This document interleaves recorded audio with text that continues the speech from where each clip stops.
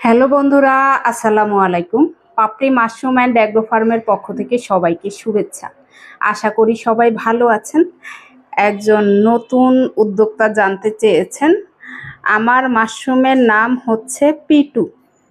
আজকে 24 দিন হয়ে গেল, এখনো পিঙ্ক ক্যাট বের হয়নি কেন, একটু জানতে পারি?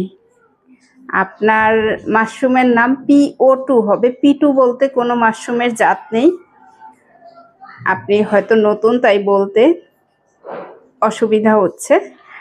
আর এখনো পিঙ্কেট নয়, পিন হেড, অর্থাৎ মাশরুম বের হওয়ার আগে যে কুড়িটা বের হয় সেটাকে পিন হেড বলে।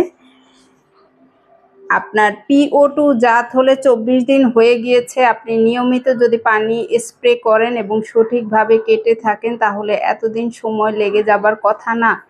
অনেকেই আছেন গাছে স্প্রে করেন, সেই ধরনের স্প্রে থেকে পানি স্প্রে করেন, পর্যাপ্ত পরিমাণে পানি স্প্রে হয় না, সেক্ষেত্রেও অনেক সময় দেরিতে পিনহেড আসে। অর্থাৎ আপনার প্যাকেটে সঠিকভাবে যদি পানি স্প্রে না করা হয়, বেশিও করা যাবে না, কমও করা যাবে না। আমার ভিডিওতে দেয়া আছে, বা আমি এরকমের আরও একটা ভিডিও দিব, আপনি সহজভাবে কিভাবে পানি স্প্রে করতে পারবেন সে ভিডিওটা দিয়ে দিব। তবে আপনার 24 দিন লেগে গেছে, ধৈর্যের সাথে আপনি পানি স্প্রে করতে থাকুন, পিনহেড অবশ্যই আসবে। তবে সঠিকভাবে পানি স্প্রে করতে হবে।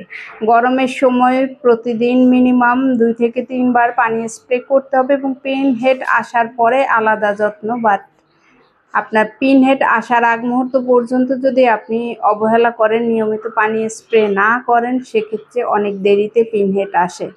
এখনকার ওয়েদারে আপনার এতদিন লেগে যাবার কথা না, সর্বোচ্চ 12 থেকে 15 দিন বা 16 দিন লেগে যাবার কথা। সেক্ষেত্রে আরও সময় পার হয়ে গিয়েছে, এখনও যদি আপনি পিনহেড না পেয়ে থাকেন, ধৈর্যের সাথে আপনি পানি স্প্রে করুন, অবশ্যই পিনহেড আসবে যদি আপনার স্পন সঠিক থাকে। ভালো মানের স্পন হলে পিনহেড না আসার কোনো যুক্তি নেই, যদি আপনি যত্ন ঠিক মতো করে থাকেন। আশা করি এই ভিডিওটির মাধ্যমে আপনি জাতের নামটাও সঠিকভাবে জেনে নিতে পারলেন, এবং পিনহেড বলা হয়, পিঙ্কেট বলা হয় না, এই ভাষাগুলোও আপনি জেনে নিতে পারবেন।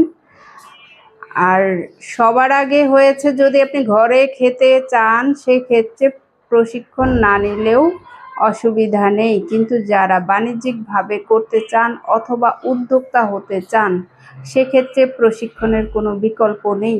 এই বিষয়টা আপনাদের জানা উচিত এবং বোঝা উচিত।